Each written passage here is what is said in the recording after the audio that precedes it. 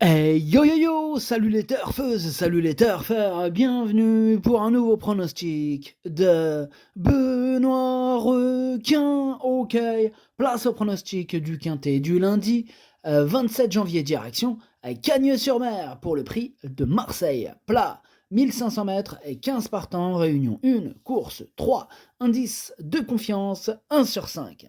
Cette vidéo, je la tourne avant l'arrivée du Grand Prix d'Amérique et je reviendrai dessus demain. Ok, c'est parti, on commence le pronostic et on commence avec le numéro 1, Reverso.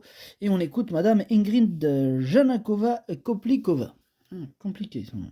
Koplikova, tiens. Reverso est en bonne forme et doit porter un poids élevé. Il peut se battre pour terminer dans les 5 premiers, d'autant qu'il est meilleur sur le gazon que sur la PSF. Ah, ce numéro 1, il fait tout simplement partie de mes préférés. Je le vois lutter pour les premières places et je l'ai mis deuxième. On passe au numéro 2, Koval, et on écoute Jean-René Dubosc. Koval a bien gagné à Lyon-Paris sur un terrain très souple l'avant-dernière fois. Plus récemment, sur la PSF cantilienne, le lot était assez fort. Bon, on a préféré ce handicap plutôt que la classe 1 disputée 2 jours plus tôt sur la PSF.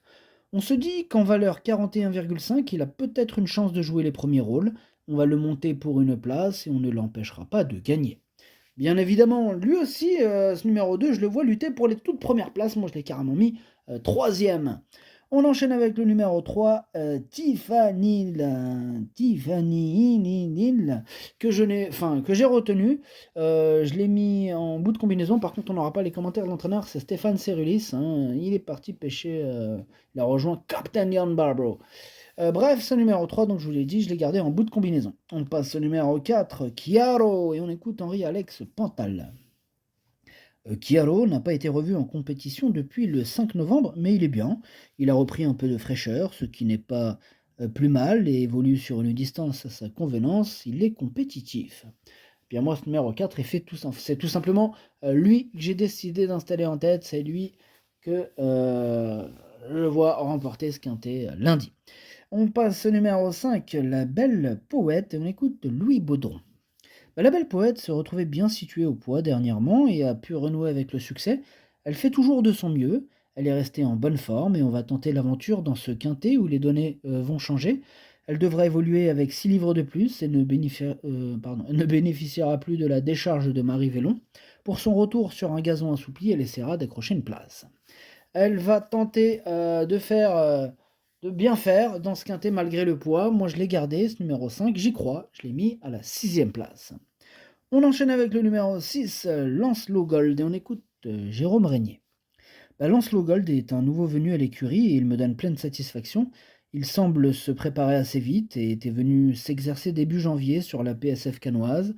Il a donc du travail derrière lui et cette sortie m'en dira plus pour la suite. Maintenant, je n'ai aucun recul quant à son aptitude aux pistes assouplies.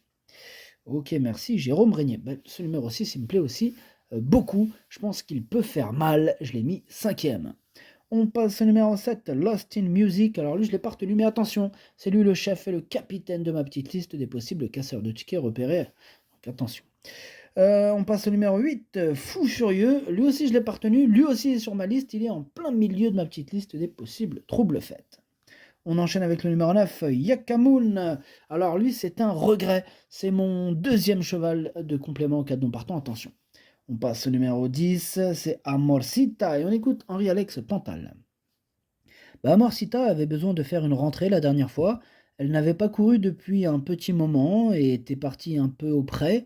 En plus, elle n'a pas eu un bon parcours et sera mieux sur le gazon. Je la pense compétitive. Moi aussi, je la pense même très compétitive. Il me plaît beaucoup ce numéro 10. Moi, je l'ai mis 4e.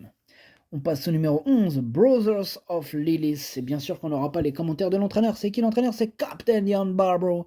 Captain Jan Barbro en personne. Ce numéro 11, je l'ai gardé, il me plaît bien, mais en toute fin de combinaison. On passe au numéro 12, Olympe Mancini, que je n'ai pas retenu. Pareil pour le suivant, le numéro 13, Kalatbolg.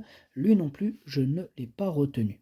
On passe au numéro 14, Siotola. Lui, il m'embête beaucoup ce numéro 14. C'est lui mon gros regret, c'est lui mon cheval de complément 4 non partant. Attention, possible cassage en vue. Et on termine avec le numéro 15, Baignade, que je n'ai pas retenu non plus, mais qui est à l'arrière de ma petite liste des possibles troubles faits. Le pronostic, ça donne 4, As, 2, 10, 6, 5, 3, 11. Merci d'avoir suivi cette vidéo. N'hésitez pas à mettre un pouce bleu si la vidéo vous a plu. Pour accéder à tous mes tickets pour la course du Quintet, rendez-vous directement en description de la vidéo. À jouer avec modération. Bonne chance. Chopez-le moi. Ciao.